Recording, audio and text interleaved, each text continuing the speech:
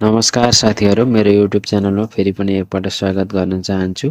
Nepali share market सम्बन्धी र IPO सम्बन्धी नयाँ जानकारीमूलक भिडियो लिएर आउने क्रममा फेरि पनि म उपस्थित भइसकेको छु एउटा नयाँ कम्पनीको आइपिओ सम्बन्धी जानकारी लिएर। अहिले धितोपत्ता बोर्डले एकपछि अर्को गर्दै आइपिओ निष्कासन गर्न अनुमति दिइरहेको छ। यसै क्रममा नयाँ आइपिओ निष्कासन गर्न अनुमति पाउने कम्पनीको नाम रहेको छ माबेलुङ इनर्जी लिमिटेड। यस कम्पनीले को बिक्री प्रबन्धकको रूपमा लक्ष्मी सनराइज क्यापिटल लिमिटेड रहेको छ।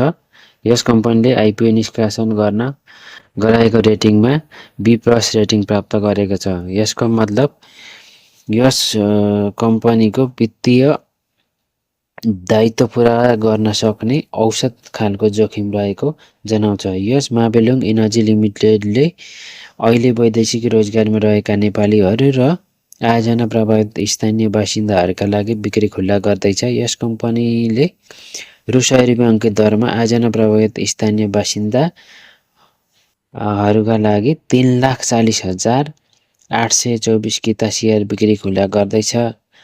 सङ्खुवासभा जिल्ला माथि नगरपालिका वार्ड नम्बर 7, 8, 9 र चैनपुर नगरपालिका 2, 3, 7, 8, 9 का स्थानीय बासिन्दाहरूले यसमा आवेदन दिन सकिन्छन्। त्यस्तै वैदेशिक रोजगारीतर्फ स्वीकृति लिएर वैदेशिक रोजगारीमा गएका साथीहरूले पनि आवेदन दिन सक्नुहुनेछ।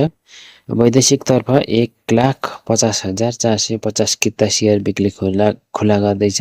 यस कम्पनीको आइपिओमा न्यूनतम 10 किता र अधिकतम 50,000 कितासम्म आवेदन दिन सक्नेछ। वैदेशिक रोजगारतर्फ साथीहरूले 10 किताभन्दा धेरै आवेदन दिन आवश्यक छैन, किनभने अहिले वैदेशिकतर्फ पनि 60,000 भन्दा माथिको आवेदन पर्ने गरेको छ। अब कुरा गरौँ यो कम्पनीको आइपिओ कहिलेदेखि खुला हुन्छ भन्ने विषयमा। यही आउने असार 22 गतेदेखि साउन 4 गतेसम्म आवेदन दिन सकिनेछ वैदेशिकतर्फका साथीहरूले। तपाईँहरूले यस कम्पनी माबेलुङ इनर्जी कम्पनीको आइपिओ सम्बन्धी भिडियो तपाईँहरूलाई चाहिँ कस्तो लाग्यो कमेन्ट गर्न नभुल्नु होला। साथै भिडियो मन परेकोमा एक लाइक गर्न नभुल्नु होला। नेपाली सेयर बजार सम्बन्धी जानकारीमूलक भिडियो समयमा नै हेर्न चाहनुहुन्छ भने हाम्रो च्यानललाई सब्सक्राइब गरेर जोडिन सक्नुहुनेछ।